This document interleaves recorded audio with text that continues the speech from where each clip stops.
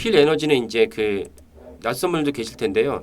그 어저께 납품 계약 체결했는데 누가 가져가지는 영업 비밀이라고 발표를 안 했어요. 근데 납품 계약 체결하면서 금액이 1,000억 원이고 23년 매출에 차지한 비율이 무려 50%. 아, 엄청납니다. 예, 51% 해당하는 게 때문에 한 방에 지금 오늘이 3월 그 20일인데 어제 3월 19일 기준하면은 뭐 1분기가 딱 지나기 전에 이제 작년 매출에서 이제 그 50% 정도가 내려갔다라고 보시면 되겠죠.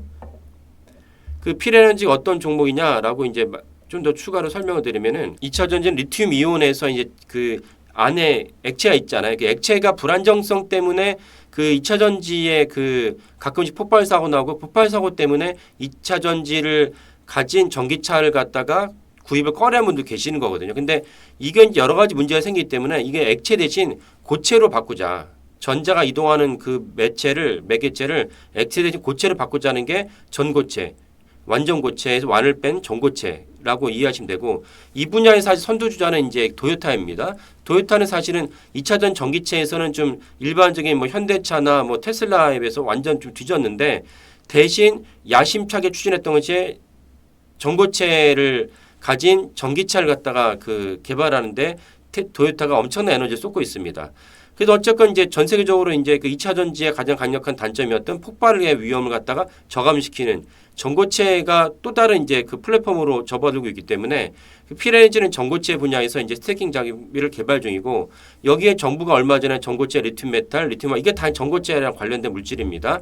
차세대 배터리 분야에 무려 1,200억 정도를 투자하겠다 발표를 하면서 필에너지 주가도 많이 올라갔어요. 이런 이제 관련된 사안이다라고 보시면 되겠고 필에너지는 작년에 이제 매출은 1,200억 정도, 영업이익은 8.9% 감소했는데 매출액은 2년 연속 8% 정도, 영업이익은 이제 영업이익률 8% 정도, 영업이익률 8% 돼요. 근데 순이익이 적자를 기록했는데 순이익 왜 적자지?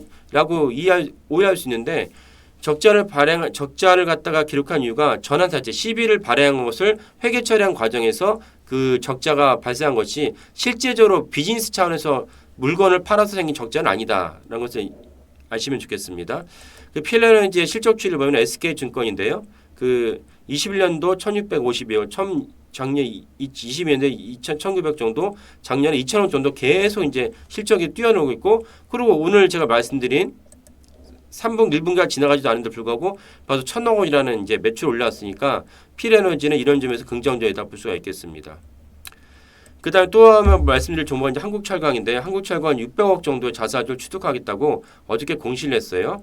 그러니까 자사주 취득 기간은 3월 19일부터 24년 9월 19일까지고요. 이게 이제 자사 취득이 공시에 나오자마자 바로 주가가 확 뛰었습니다. 그래서 상한가를 쳤다가 사실은 이제 좀 내려가서 최종적으로 22% 정도의 이제 종가에서 마무리가 됐습니다. 한국철강에 대해서 현대차증권의 코멘트를 보면은 한국철강이 올해 1분기 매출액은 2,020억 원 정도고 영업이익은 130억 원 정도인데 전년 동기 대비 영업이익은 이제 한 23% 하락할 것이고 전분기 대비 그러니까 작년 4분기 대비해서는 또 25% 하락할 것이다. 그러니까 안 좋다는 것이죠.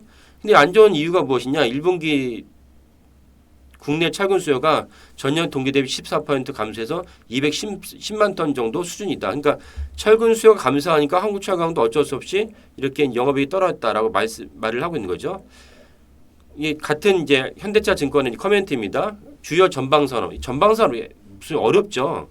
이게 무슨 말이냐? 이 종목의 최종 소비자, 이 시장이다 이해하시면 돼요. 참 별것도 아닌 말 같고 그 최종 소비자 시장이 올해 주택 분양 가구를 보면은 전년 수준이 예상되는데 아까 말 전체 철근 수요를 생각하면은 좀 감소한다. 그래서 그 한국철강 영업이익은 740원으로 전년 대비 13% 감소 예상된다라고 이제 그 현대차 증권이 이제 분석을 했습니다. 근데 이건 예상된 건데 예상된 걸 갖다가 감안해서 한국철강 경영진이 600원 자사주를 갖다가 올해 3분기까지 이제 취득하겠다 그러니까 주주들에게서 신경 쓰는 경영진이다. 이런 거는 사실은 이제 주주들과 의사소통하고 주주들을 갖다가 배려하는 회사니까 긍정적인 가산점이라 볼 수 있습니다. 그리고 이런 건 윤석열 정부가 올해 1월부터 계속 밀어붙이고 있는 저 PBR주를 개선을 해라. 이 자사주 취득도 그 중에 하나죠. 한국철강이 자사주를 갖다가 그 취득한 다음에 소각까지 해주면 더 좋겠죠. 예. 이 외에 이제 몇 가지 공시가 있어서 말씀을 드리겠습니다. 코오런 글로벌이 머크하고 이제 중요 계약을 갖다 체결했다고 아주 공시를 했어요. 보면은 뭐냐면은 그 머크가 한 1,800억 줬는데 이게 무엇을 할 거냐면 그 대전에 있는 영구동에다가 7개동 전도 신축 건설을 하겠다라고 얘기한 것입니다. 그리고 이수페타시스가 이수라는 기업이 페타시스의 주요 기업인데 25만 6천 주를 담보로 50억 원은 신한투자증권에 차입했다 공시해서 이것도 공시를 해야 되거든요. 그리고 이수화학은 이수 스페셜 케미컬 지분 전량을 이수화학에 매도했다고 또 공시를 했어요.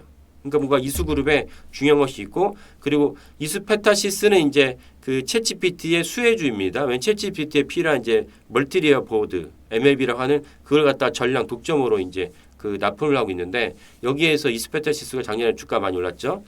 그 이수 스페셜티 케미컬은 이제 또 어떤 종목이냐면은 그 역시 관련된